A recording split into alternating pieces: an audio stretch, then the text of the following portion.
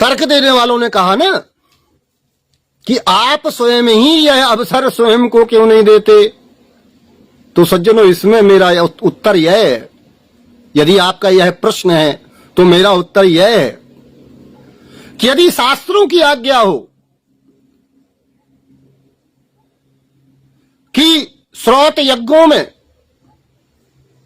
जहां विशिष्ट पशु की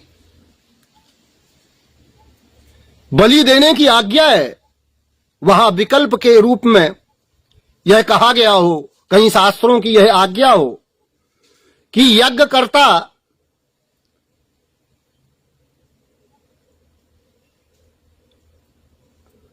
पशु के स्थान पर स्वयं की बलि दे दे,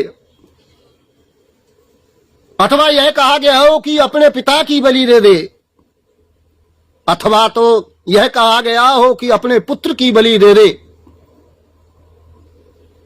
तो सज्जनों, मैं सभी विकल्प स्वीकारने के लिए तैयार हूं, सहर्ष स्वीकारूंगा।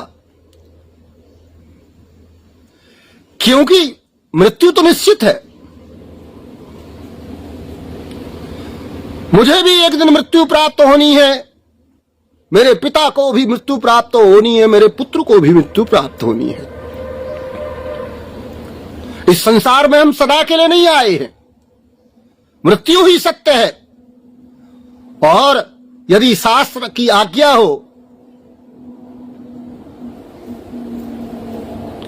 और ऐसी मृत्यु प्राप्त हो जिससे देवत्व की प्राप्ति होती हो और मोक्ष के मार्ग पर और उन्नति प्राप्त हो, तो मैं यह विकल्प सहर्ष स्वीकारता हूं। आप लाइए शास्त्रों को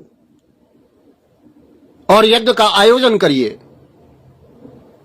हमें दिखाइए कि आचार्य जी ये है शास्त्र में प्रमाण कि इस विशिष्ट पशु के स्थान पर आपकी बलि दी जा सकती है, मैं सहर्ष स्वीकारूंगा। क्यों? क्योंकि अंततः हमारा तो लक्ष्य केवल्य मोक्ष की प्राप्ति का ही है। इसलिए ये तर्क हमारे ऊपर नहीं चलेंगे। मृत्यु का हमें भय नहीं है।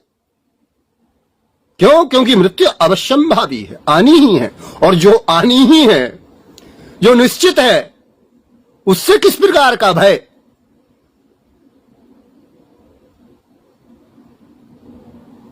अस्तु सज्जनों, इस प्रकार के तर्क, ये भावुक तर्क मेरे सामने व्यर्थ हैं।